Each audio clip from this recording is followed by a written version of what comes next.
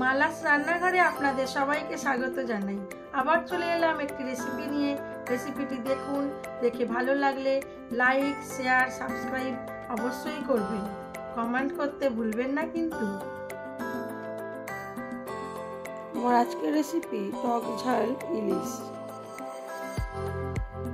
আমি কিভাবে এই টক ঝাল ইলিশ করি সেটাই আজকে আপনাদের সাথে শেয়ার করব।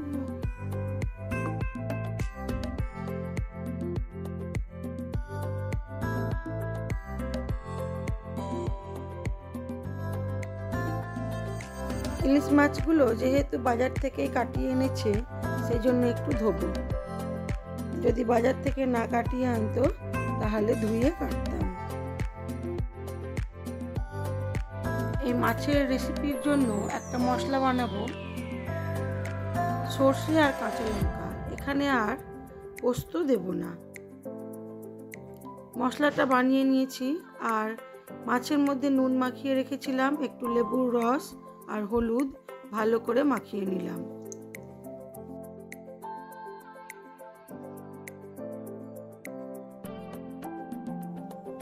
লেবুর রস মাখানোর ফলে মাছটা তো টক লাগবেই, তার সাথে মাছটা একদমই ভেঙে যাবে না। এবারে কড়াইয়ের মধ্যে দিয়ে দিলাম পরিমাণ মতো সরষের তেল।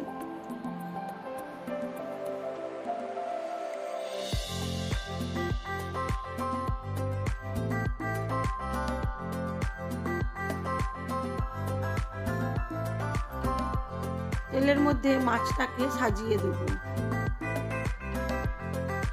তেলটা একেবারে ভালো করে গরম হতে দিইনি।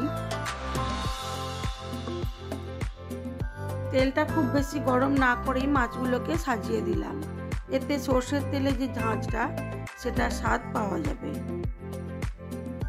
মাছগুলো সাজিয়ে দেবো, কম আঁচে রেখেছি এখন। এইবারে দিয়ে দেবো সর্ষে বাটাটা। সর্ষের খোসাগুলো বাদ দিয়ে সর্ষের জলটা দিয়ে দেবো। আর দেবো এর মধ্যে স্বাদ মতো নুন আর কাঁচা লঙ্কা আর কাঁচা সর্ষের তেল।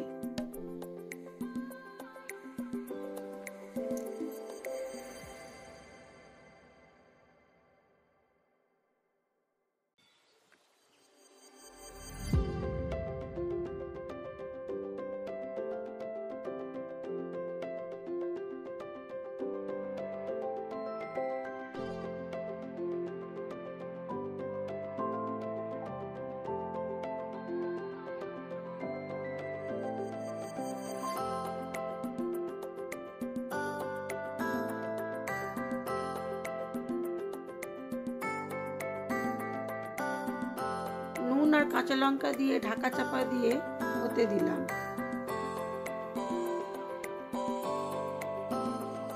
মাছটা ফুটছে, এবারে এটাকে একটু উল্টে পাল্টে দেব।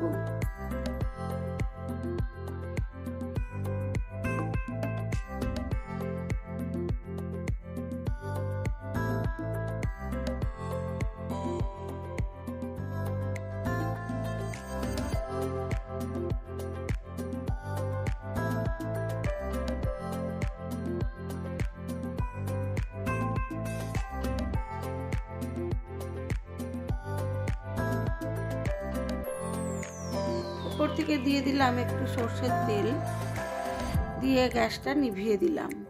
এবারে আমি এটাকে সার্ভ করে দেব। খুব কম সময়ে এটা হয়ে যায় আর খেতেও খুব সুস্বাদু হয়। আমার এই ভিডিওগুলো যদি আপনাদের ভালো লেগে থাকে তাহলে লাইক, শেয়ার, কমেন্ট অবশ্যই করবেন। আর নতুন বন্ধু হয়ে থাকলে একটা সাবস্ক্রাইব করে দেবেন। চলুন দেখাই আমার আজকের লাঞ্চ মেনুতে কি ছিল। ছিল সাদা ভাত, পুঁই শাকের ঘন্ট ইলিশ মাছের মুড়ো দিয়ে, আর ছিল টক ঝাল ইলিশ আর গাছের পাকা আম। আজ এইটুকু।